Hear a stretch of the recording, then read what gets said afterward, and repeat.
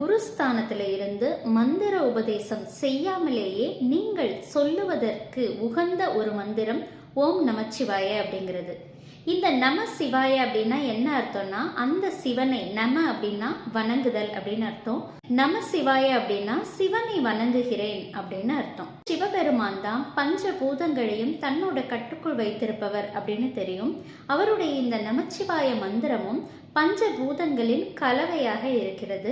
நா என்ற எழுத்து நிலத்தை குறிக்குது. பஞ்சபூத ஸ்தலங்களில் ஒன்றான காஞ்சிபுரமானது நிலத்திற்காக வணங்கப்படக்கூடிய சிவன் கோயில். மா என்ற எழுத்து நீரை குறிக்கிறது. நீருக்கான பஞ்சபூத ஸ்தலம் எது அப்படின்னு கேட்டா திருவானைக்கோவில். சி என்ற எழுத்து நெருப்பை குறிக்கிறது. நெருப்புக்கான பஞ்சபூத ஸ்தலம் எது அப்படின்னு கேட்டா திரு அண்ணாமலை ஸ்தலம். வா என்ற எழுத்து வாயு ஆகிய காற்றை குறிக்கிறது.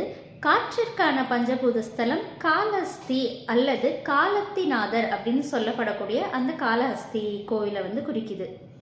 யா என்ற எழுத்து ஆகாயத்தை குறிக்கிறது. ஆகாயத்தை குறிக்கக்கூடிய பஞ்சபூத ஸ்தலம் சிதம்பரம் நடராஜர் கோவில். இது மட்டும்தான் இதுக்குள்ள இருக்கா அப்படின்னு கேட்டா இன்னொரு லேயர் இருக்கு. இந்த உலகத்துல 8 பில்லியன் மக்கள் இருப்பாங்க அப்படின்னு வச்சுக்கலாம். இந்த 8 பில்லியன் மக்களுமே நடமாடும் கோவில், நடமாடும் பஞ்சபூத ஸ்தலம். அந்த உடலுக்குள் உயிராக உள்ளே இருப்பவர் இறைவன் சிவபெருமான். உள்நோக்கிய பயணத்துல பார்த்தோம் அப்படின்னா நமசிவாயம் நமக்கு உள்ளாகவே இருக்கு.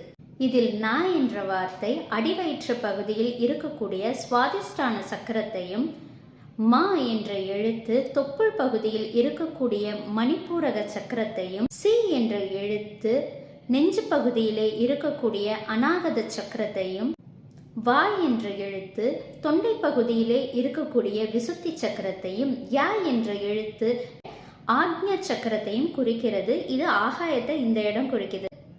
இந்த கண்ணுக்கும் இந்த கண்ணுக்கும் இடையேயான இந்த கண்கள் சேரக்கூடிய இந்த பகுதி தான் சிற்றம்பலம் அப்படின்னு சொல்லக்கூடியது. அந்த தில்லை நடராஜன் இருக்காரு இல்லையா, அவர் நமக்கு தரிசனம் அளிக்கக்கூடிய அந்த சிற்ற அம்பலம் அப்படிங்கிறது இந்த இடம்தான். அப்போ நமசிவாயம் நமக்கு உள்ளாகவே குடியிருக்காரு. பல அர்த்தங்களை தனக்குள்ள அடக்கிய இந்த நமசிவாய மந்திரத்தை வாயெடுத்து சொல்லுவதற்கே, நினைப்பதற்கே ஒரு தனி புண்ணியம் செய்திருக்கணும். இதை ஓதுபவர்கள் எத்தனை புண்ணியம் செய்தவராக இருப்பார். சிவன் மீது பக்தி கொண்ட ஒவ்வொரு பக்தரும் ஒரு நாளைக்கு ஒரே ஒரு முறையாயினும் அந்த சிவனை நினைத்து ஓம் நமச்சிவாய என்று வணங்குதல் உங்களுக்கு ரொம்ப அதீத பலன்களை அள்ளி அள்ளி கொடுக்கும்.